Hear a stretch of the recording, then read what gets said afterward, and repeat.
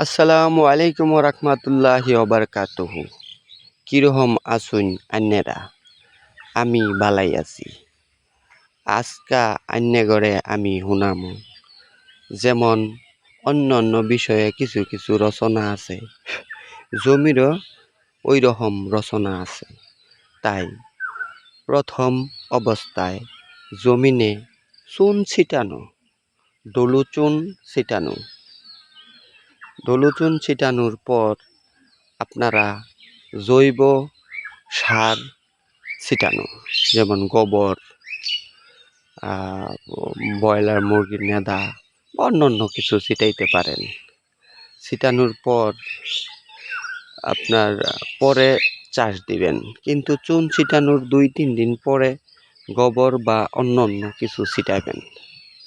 তা না হইলে ওই চুনের অ্যাকশনে ওগুলার অন্য জৈব সারের গুণাগুণ নষ্ট হইয়া যাইতে পারে।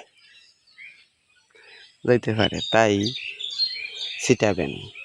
ছিটানোর পরে হাল দিবেন ক্ষেত, সুন্দর কইরা 2টা 3টা 4টা চাষ মারবেন, যে পর্যন্ত আপনার পাও দিয়া মাটি মেললে মারলে না ছইরা যায় ধানের মতো, ওই পর্যন্ত 2-3টা চাষ দিবেন খুব সুন্দর কইরা।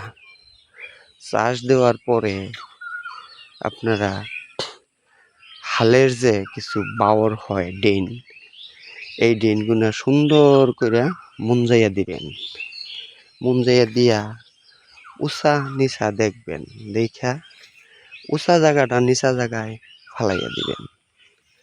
ফালাইয়া দিয়া পরে খেতে দেখবেন অন্য কোনো ঘাস, ক্ষতিকারক ঘাস আছে কিনা, ওই ঘাসগুলা বাইছা ফালাইয়া দিবেন। ফালাইয়া দিয়া পরে আপনার সুন্দর সমান করে পলিথিন বা প্লাস্টিক জাতীয় যে কাপড়গুলো আছে, এগুলা যদি খেতে থাকে বাইছা ফালাইয়া দিবেন।